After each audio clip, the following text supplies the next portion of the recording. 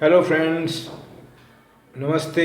Welcome to my channel walk with market में आपका स्वागत है। Myself Narendra Sharma. मैं आपको आज के बारे में अगर बात करना चाहूँ तो मैं आपको ये बोलूँगा, अभी हम जो रणनीति बनाएंगे वो बनाएंगे हम 30 तारीख के लिए। और आज आपको देखेंगे तो 29 तारीख थी। 29 तारीख के मैं आपको इंडेक्स की बात करूँ अगर डैशबोर्ड की, तो वो आपके सामने है। और उसको देखते हुए हम कल की मतलब 30 तारीख की हम रणनीति बनाना है, उस पर डिस्कस करेंगे जो हमको कल बहुत ज़्यादा लाभदायी साबित हो सकती है। तो अगर मैं सेंसेक्स की बात करूँ तो 57,260 मैंने अर्ली इन द मॉर्निंग में भी वीडियो बनाया था और वो बहुत इफेक्टिव रहा है। तो मैं जो नए हैं उनको बोलूँगा, प्लीज़ अगर आपने नहीं देखा तो मैं आपको रिक्वेस्ट करूँगा, आज का ही वीडियो है, आप देख सकते हैं। 57,260 आज का क्लोजिंग आया है सेंसेक्स का, जो कि 153 प्लस पॉइंट है, 0.27%। मैं यहाँ पे ये बोलना चाहूँगा, सुबह मार्केट थोड़ा सा ओपन खोला, उसके बाद में एकदम शार्पली मार्केट को नीचे ले गए। 300 350 पॉइंट माइनस में जाने के बाद में 400 पॉइंट माइनस, उसके बाद में मार्केट को इतना शार्पली मूव अप दिया है, जबकि कोई भी एक्सपर्ट, मैं यही बोल रहा हूँ, जो बड़ी बड़ी बातें करते हैं, बड़ी बड़ी चैनल पे बैठे हैं, वो किस हिसाब से डील कर रहे हैं आपको, ये आपको नक्की करना है कि जो आपको कुछ बता रहा हूँ, अगर सपोज़ मैं भी उसमें आता हूँ तो उसको भी कंसिडर करिए आप कि मेरी स्टडी है या नहीं, मैं किस हिसाब से आपको डिलीवर कर रहा हूँ। इसके अंदर मैं इतना ही ऐड करना चाहूँगा, अगर जो बंदा मेरा व्यूअर्स है या जो नया आ रहा है, वो अगर थोड़ा सा वो भी होमवर्क कर लेगा, थोड़ा सा भी जानकारी रखेगा, तो आपको ये ट्रुथ मालूम पड़ेगा कि मैं क्या बोल रहा हूँ और मेरे बातों के अंदर या मेरे डिस्कशन के अंदर वेटेज है या नहीं। तो मैं यही बोल रहा हूँ, सुबह चैनल के अंदर उन्होंने बोला कि बाय कर सकते हैं, बाय कर सकते हैं, और नेगेटिव जब मार्केट नीचे गया तब नेगेटिव बोलने लगे। लेकिन मैं आपको बार बार ये बोलता आ रहा हूँ कि आज की तारीख में भी India destination is a different from other world.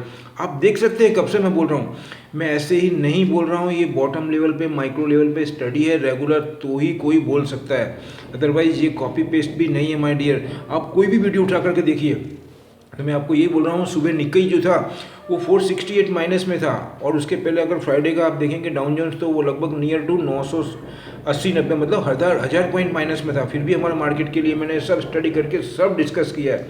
तो फिर मैं आज डिस्कस करना चाहूँगा मार्केट। मैंने क्लियर कट बोला था मार्केट नीचे में आएगा तो बाय करना, स्लैब वाइज कौन कौन सी चीज़ मैंने बताई थी आपको, मैं सब बता रहा हूँ अभी। और वहाँ से रिबाउंड मारा और 400 450 पॉइंट प्लस में कर दिया मार्केट, मतलब सभी का माल छुड़वा दिया। उसके अंदर मैं टाटा केमिकल बता रहा हूँ आपको, हिंदाल्को मैं बता रहा हूँ, फिर इंडिया मैंने आपको बताया था, फिर उसके बाद में मैंने एस्कॉर्ट आपको बताया था। ये सभी नीचे से रिकवर होकर के ऊपर गए हैं। फिर मैंने आपको टाटा स्टील बताया था, स्टील के अंदर सेल, JSW स्टील, ये सभी मैंने गैस की कंपनियाँ, ये सभी कंपनी मैंने बोला था कि अगर नीचे जाती है तो लेना उसके अंदर। और मैंने कितनी कंपनी में ऐसा बोला था, विदाउट फेयर, सीमेंस मैंने बोला था विदाउट फेयर आप ले लेना, रेलवे को लेकर के। ये सभी के अंदर मैंने बहुत सारी स्किप दी है। इमामी मैंने आपको दी है, आप देख करके चलिए। उसमें मैंने फिर आपको नायका को 80 रुपये माइनस में करने के बाद में 80-90 रुपये प्लस में किया, मतलब 9-18 180 से 190 रुपये का मूवमेंट उसके अंदर। इसी तरीके से आप देखेंगे तो अपने और भी बहुत सी आइटम के अंदर, टाटा स्टील के अंदर हिंडाल्को भी माइनस में था, टाटा केमिकल भी माइनस में था। 20-20 रुपये, 25-25 रुपये माइनस करने के बाद में 25 रुपये प्लस कर दिए, 30 रुपये प्लस करे, मतलब 50-60 रुपये का मूवमेंट किया। लेकिन आज का मार्केट समझने के लिए मैं खाली इतना ही बताऊंगा, मार्केट जब 250 पॉइंट माइनस में था तो उन्होंने रिलायंस को उठा करके, रिलायंस को उठाने के पॉइंट बहुत सारे पॉइंट होते हैं, यही था कि उन्होंने जियो का अपना जो चार्जेस था वो बढ़ाए। वो बहुत ज़्यादा मैटर नहीं रखता है जियो का रिलायंस के इंडस्ट्रीज के अंदर, लेकिन मेन पॉइंट रखता है जो मैंने वीडियो बनाया है कल, हाइड्रोजन गैस को लेकर के जो फोकस कर रहा है वो पॉइंट मेन है। नो डाउट थोड़ा इम्पैक्ट करेगा, जो उन्होंने टैरिफ बढ़ाया है रिलायंस के अंदर 21%, वो भी इम्पैक्ट करेगा। लेकिन रिलायंस इंडस्ट्रीज के अंदर जियो का बहुत ही माइनर परसेंटेज है माय डियर ग्रोथ के अंदर, तो उसको देखते हुए मैं यही बोलूँगा। लेकिन FII को और पब्लिक को, न्यूज़पेपर को एक बहाना चाहिए कुछ छापने के लिए, कुछ बोलने के लिए एक्सपर्ट्स को। तो मैं यही बोलूँगा, आज की तारीख में कितने एक्सपर्ट अपडेट हैं, कितनी ज़्यादा मेहनत कर रहे हैं, कितनी ज़्यादा उनकी तैयारी है, वो सभी बात भी इसमें ज़्यादा अहमियत रखती है। और उन्होंने रिलायंस को पहले 35-40 और बाद में 70-80 रुपये, 85-90 तक बढ़ा करके रिलायंस हमारे इंडेक्स को 200-250 पॉइंट ही रखा। लेकिन सामने अगर मैं रिलायंस का बोलूँ तो कम से कम 300 350 से ज़्यादा पॉइंट तो रिलायंस ही एक हैंडल करता है माय डियर। तो अगर मैं 250 भी गिनूँ तो 450 500 पॉइंट से ज़्यादा माइनस में है तो बाजार, लेकिन किसी को समझ में नहीं आने देते हैं वो, और हमको 250 पॉइंट ही दिख रहा है। और रिलायंस को 40-50 रुपये उठा करके इन्होंने 250 पॉइंट बताया, और सामने इतनी ज़्यादा स्क्रिप्ट वाइज सेलिंग करी तो सभी एक्सपर्ट स्क्रिप्ट के अंदर सेलिंग में आ गए थे, और मैंने बोला यहीं पे वो ट्रैप करते हैं। और उसके बाद में उन्होंने स्क्रिप्ट वाइज क्या उठाया है, क्या शार्पली रिबाउंड मारा है माय डियर। तो जिसने भी शॉर्ट किए वो सब ट्रैप हो गए, मैं ये बोल रहा हूँ।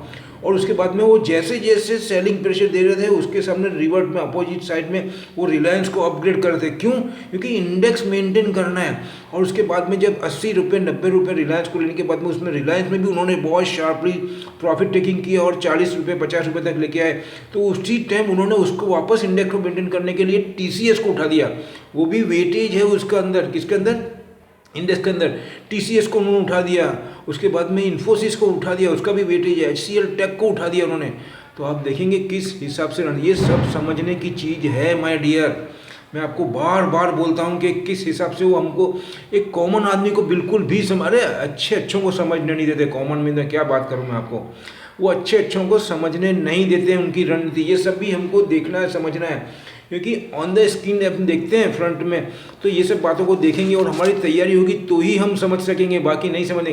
उन्होंने क्यों आज रिलायंस को इतना बढ़ाया, क्यों उन्होंने रिलायंस को बाद में 40 रुपये लेकर के आए, बाद में 50-56 रुपये या 40-45 रुपये को बंद दिया, और सामने TCS को बढ़ा दिया, इन्फोसिस को बढ़ाया, फिर उसके बाद में HCL टेक को बढ़ा दिया, विप्रो को उन्होंने बढ़ाया। ये सबके पीछे उनकी रणनीति ही होती है माय डियर।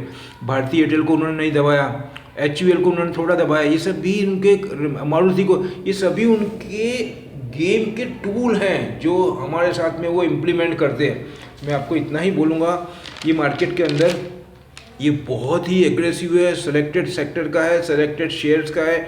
मैं कंटिन्यू बोलते हूँ आज की तारीख में हाइड्रोजन बेस कंपनियाँ ही पॉजिटिव है। दूसरा एनवायरनमेंट कंट्रोल के लिए, मेटल के लिए, और मैंने सीमेंट का सुबह आज बिफोर ओपन द मार्केट बोला था, जापान का पढ़ के मैंने बोला था सबसे ज़्यादा बढ़ने वाली कंपनी के अंदर सीमेंट कंपनी है, ये मैंने बोला सुबह। और आज सीमेंट कंपनी उठा करके देख लीजिए आप किस हिसाब से उन्होंने चलाई है सीमेंट कंपनी को। उसके बाद में पेपर इंडस्ट्री के, मैंने बोला पेपर इंडस्ट्री थोड़ी थोड़ी चलाई है। तो ये सब हम अगर स्टडी करेंगे तो ही हमको ख्याल आएगा, अदरवाइज हमारे लिए ये गेम्बल हो जाएगा। और गेम्बल अगर होता है तो उसमें तो कुछ बोलने जैसा है नहीं, वो पूरा टोटली लक के ऊपर होता है, रिस्की हो जाता है बहुत। उस पर मैं ज़्यादा बोलना नहीं चाहूँगा, मैं सिर्फ इतना ही बोलूँगा अगर होमवर्क करते हैं तो हमको पूरा क्लू मिल जाता है, खाली मेहनत करनी पड़ती है। मैं भी इतना ही बोलना चाहूँगा।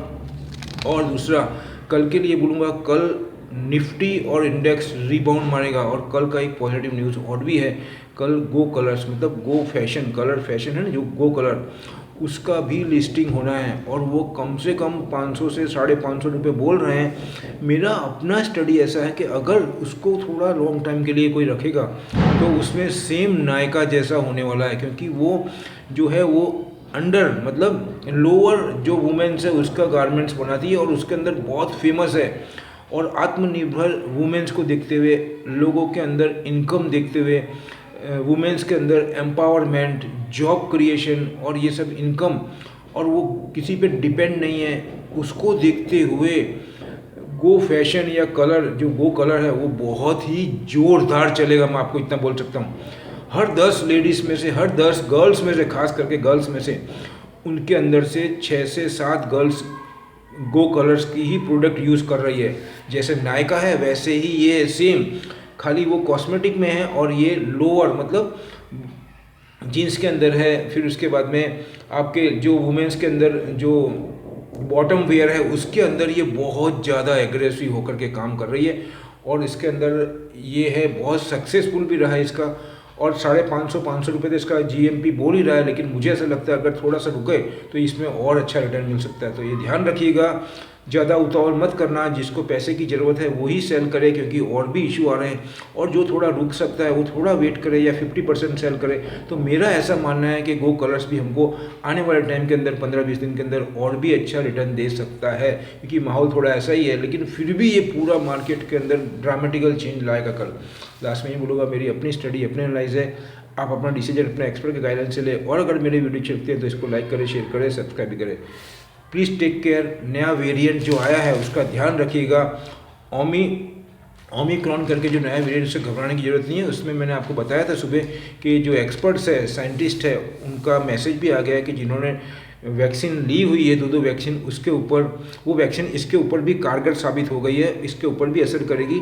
उनको ज़्यादा घबराने की ज़रूरत नहीं है, लेकिन फिर भी एहतियात, ये हमको पूरी सुरक्षा, जो नॉर्म्स है, जो कंडीशन है, उसको पूरा पालन करना है। जैसे मास्क का है, डिस्टेंस है, एक्सेट्रा एक्सेट्रा। और बाहर की चीज़ों को अगर हम नहीं खाएंगे तो वी आर टोटली फिट, कुछ होने वाला नहीं है, ध्यान रखना है अपन को। बाकी ये बोले, मिलते हैं अगले वीडियो में नई जानकारी के साथ में। जय हिंद।